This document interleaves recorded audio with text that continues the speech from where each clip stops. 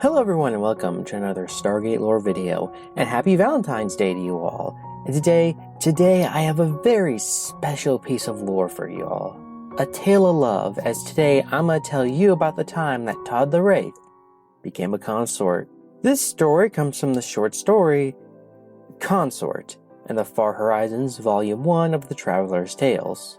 The story takes place during the First Wraith-Asuran War. Now, while most of the Wraith were not doing really good during the war, the hive Todd was a part of at this time was doing worse than most. Also, just heads up on something, so Todd's real name, as it turns out, is Guide. As such, I will be referring to him as Guide throughout the rest of this video. Our story starts up during a battle between the hive ship Guide is part of and some Asuran ships. Todd is leading the darts, and I want to read this part of the text because I think it shows kind of the true horror of the Asurans that I don't think we ever really got much attention of in the show. The drone weapons were familiar horrors, but they weren't the worst ones the Assyrians possessed. The nanites that made up their own bodies had that distinction, able to swarm like tiny parasites through the flesh of men or hive ships, consuming it like so much meat to build more abominations like themselves. Then he saw it, a tiny ripple on his center readings. A tiny insect of a shuttle drawing next to the hull. A parasite infested with a deadly disease. If even one Asuran made it aboard, if one nanite penetrated the flesh of the hive and began to replicate itself, they were all corpses walking. The hive ship managed to get away, but was heavily damaged.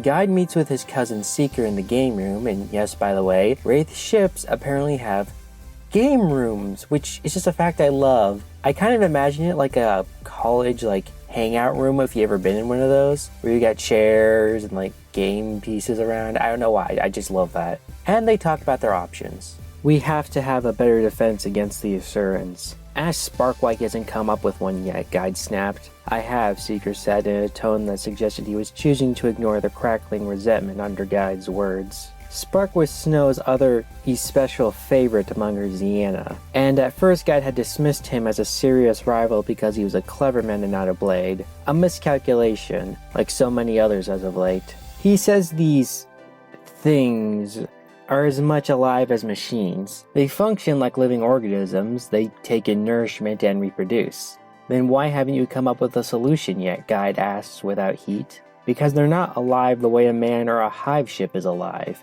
I can't engineer a weapon or a virus to affect their tissues. They don't have tissues, they're mechanical. Nor can I cloud their minds. It would be like trying to communicate with a human cargo ship, made out of dead metal. They think because they're programmed to think, not because they have living brains. Program, Guide said. He picked up another of the scattered game pieces and set it back on the board with a click. Can they be reprogrammed? I don't think so. At least, I don't think we can do it. Their programming is regularly updated. We've learned that much. And the new code spreads out virally to all the other nanites within range. In theory, such a virus could spread to all the Asurans. In theory. We have news from a hive that brought an Asuran prisoner aboard to try. Their results were not promising. Did they find out anything of use? Not many survived. The data we obtained from the survivors suggests that the virus would have to be introduced into the central data core, otherwise it would simply be overwritten when the next periodic update from the core occurred. The core itself cannot be programmed remotely. It serves as a repository of untouched base code, in case someone tries to do what exactly we've been trying to do. And where would we find the data core? On the Asuran homeworld, Seeker said. His expression showed he had followed Guide's thought already, and didn't like it one bit. Surrounded by thousands of Asurans who would kill us if we came anywhere near their system, which I may point out is guarded by more ships than we could muster if we had a dozen hives at full strength. And did the reports specify the location of the data core? I don't know, Seeker said, which Guide assumed to be a spectacular untruth. He would certainly have insisted on reading the report for himself, even though the physical sciences weren't his speciality. Spark would know better than I. Then I will ask him, Guide said. He caught Seeker's arm as Seeker turned away from him. Can I count on your help? Don't you always? Seeker didn't look up at him. That's not an answer. Seeker finally raised his eyes to Guide's. Yes, if Spark thinks he can do it, and if he'll agree to anything that's suggested by you, then yes, it's our best chance we have. He let out a breath. Do try not to get us killed. Getting killed is not part of the plan. You have a plan? I'm constructing one. Ah, there was a flicker of humor under his words. You realize you still have to talk the Queen into this. I was relying on you to do that. Perhaps I ought to stab you, Seeker said, but Guide was already on his way out the door. After that, Seeker goes to talk with the Queen, whose name is Snow. Guide has a plan, he said. She turned at that, looking up at him, curiosity starting to bring some life back into her face. It was a virtue or vice they both shared, the insatiable curiosity that had led her to choose clever men as her parallaxes, men who saw answers and new ways of doing things rather than leading men into battle. Except for Guide, and for a blade, Guide had always had an incisive and relentless mind. And what plan might that be? A way to reprogram the Assurans they will stop their war against us, Seeker said, hoping as he spoke that he wasn't promising more than Spark could deliver. I believe Spark and I can do what he suggests. She stepped back to consider him. And what aren't you telling me, my queen? Presume I'm in no mood for games. It can only be done at the Assuran Central Computer Core, Seeker said, on the Assuran homeworld. Yes, my queen. She took a breath and let it out. And how does he plan to accomplish this? The details are still being worked out. You mean he doesn't know yet? I'm sure he will have an excellent plan, Seeker said. He had better, Snow said. I will not allow him to throw away all your lives in an attempt to impress me. That's not why he's doing it, Seeker said. He wants me to name him Consort, which I have told him I can't do until he proves himself worthy of it. I can't entrust the hive to a man simply because he pleases me as a parallax, no matter what my feelings may be. He understands that, does he? Most of the time, Seeker said. I understand anyways. And you support his cause, as he supports me and my ambitions. That's not why you support his cause. And his desire to be consort is not why he's prepared to risk his life to save us all. I know, Snow said after a moment. There isn't much choice, is there? After that, we see Guide talking with Spark, who I remind you all is in competition with Guide to become the Queen's consort. No real new information is added to their talk other than Spark calling Guide crazy for wanting to attempt something like this. But in the end, Guide convinces him to go along with the plan, though they need a way to get close to the Assuran homeworld. After this, Guide goes to speak with Seldom Seen, who is like my spirit animal. He's a wraith who has the power to create illusions, which is like rare among the male wraith, but he has like no desire for battle. And just so you understand why he has the name Seldom Seen, when we first meet him, he's using his power to hide himself while he's sitting in a chair. Like I said, he's my spirit animal. I would 100% do the exact same thing. He's also the Queen's brother, so you know, that's kind of... I have to imagine there's some awkwardness going on there. Guide and him talk about how to sneak into the Assuran system and about the current political situation. I say it like that because the situation is about who's going to become the Queen's consort. If Spark gets picked, then Guide and Seeker would leave. But if Guide gets picked, then Spark leaves. Then maybe it won't come to that. Seldom Seen put his head to one side again, in that expression so much like Snow's. He'd make a useful ally if you two ever stopped wanting to kill each other, as Master of Sciences Physical. Seldom Seen shrugged. He'd be good at the job, and that would leave Seeker for Master of Sciences Biological, and you as Hive Master, which would leave you as Consort with your support. I would support an alliance of the three of you, Seldom Seen said very carefully. An alliance of the four of us would be unbreakable. Who would dare challenge us? No one. But allying myself with rivals who are at each other's throats is less attractive. Work out who's going to be Consort, and don't get Spark and Seeker killed on this lunatic mission. Again, Seldom Seen is like my spirit animal because he just wants nothing to do with this high school drama crap.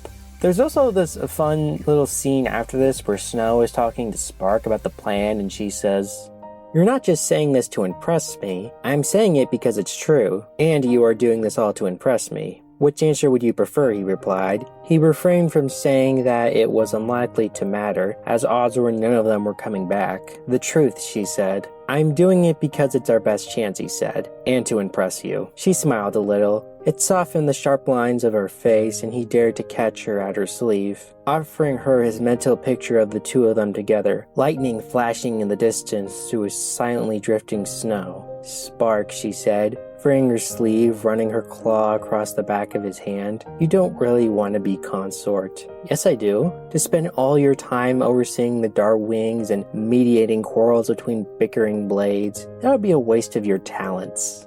There are hives with clever men as consorts. It's been done. I'm not afraid of doing things that haven't been done before, Snow said. But think it through. How much time would you have for your laboratory, your work? What chance would you have to experiment? Other people's quarrels tire you. My own quarrels tire me, Spark admitted. It was entertaining to bait Guide and sometimes irresistible, but they were locked now in a rivalry as wary as the stalemate game of towers. He could hold his own, but saw no way to secure the victory. You don't want to be consort. No, he said slowly, but I want you. And if I choose to pick my most troublesome parallax master of sciences physical, I would accept, of course. It would displease me if you were to leave the hive. Were he to leave her, he thought if she meant it, or at least hoped, then wish us luck, he said. So the plan is to use an old Lantean ship that the Lanteans gave to the humans to sneak into the system, appearing to be a derelict freighter. They would use the darts to beam a team down to the planet near the core and upload the virus. They get the ship and get everything ready to go. The team of Guide, Seeker, Spark are ready and they are waiting for their one last member to come, another computer expert to help Spark. But the Queen shows up, having sent the other guy back, saying she's going to take part in this. As it turns out, she's a good programmer. No one really wants her to come because if she dies, the whole hive is kind of doomed. But Guide is the only one who's willing to say it. To which she says, "Are you commanding your queen?" And then later goes on to say that if they all die, Guide, Spark, and Seeker, then her hive is kind of doomed anyways. And then she said something weird about how if they all die, they will die heroes for the Wraith, though she doesn't intend to let that happen. So anyway, off they go with the plan. The Lantean freighter enters the system with Snow, Guide, Seeker, Spark, and some extra pilots on board. They manage to avoid detection, and the DART pilots make a beeline for the planet, with our 4 heroes, in the DART's buffer. The 4 get dropped off and make their way to the data core. Once they get there, they begin hacking in the system, which alerts the Surns to their presence. They have to use modified Wraith stunners, which only have 2 or 3 shots before the Surns adapt to it. The team is able to hold off the Surns long enough for them to upload the virus, but it will take 7 minutes to spread throughout the Surns. By this point, they had run out of stunners and decide to jump out a window. They make their way to an outside ledge on the city ship and see the last surviving DART. But instead of picking them up, it lands, with the pilot telling them that the city shields have been raised and they have no way to get out. God gets into the DART and beams up the rest of the team. Turns out the Cern shields are not as strong as the Lantean ones, so he destroys one of the emitters they could escape. His first try fails, but the second one works and he makes it into space, where he's met by several Cern cruisers. By this point, 7 minutes had passed, and seeing no other choice, he decided to ram one of the ships. But at the last second, the Cern ship stopped firing on him and completely ignored the DART. It seems the plan has worked and Guide leaves the system. "We have won a great victory today," Snow said, and clamoring pride rose all around her like a thunder. "May there be many more such, by the efforts of our hive, and of my lords of the Ziana." She reached out her hand to Guide, and he came to kneel at her side, pride and longing burning as if it could consume him from within. She took his hand and raised him to his feet, and he could feel her own joy, like snow leaping silver on the wild wind. "My consort." Approval rose again, thunderously. If there had been any who doubted her choice, they did not doubt it today. And that, my friends, is how Guide, or Todd the Wraith, became a consort. He also, helped save the entire Wraith species, but let's focus on what's important here. He got the girl. Well, kind of. She means to keep him as her parallax, Seeker said privately to him as Snow raised Spark to his feet, letting her fingers linger in Spark's for a longer moment for everyone to see. So remember, my entirely male audience, for some reason, if there's a girl you like, do something completely insane or crazy to impress her, and then submit to her will. And if you're a female watching this, make guys work for it? I don't know, I've never been on a date in my life, and most likely never will be. Happy Valentine's Day, everyone! "My lords of the Ziana," Snow said aloud, easement in her tone. If she had overheard, she gave no other sign. "Attend me."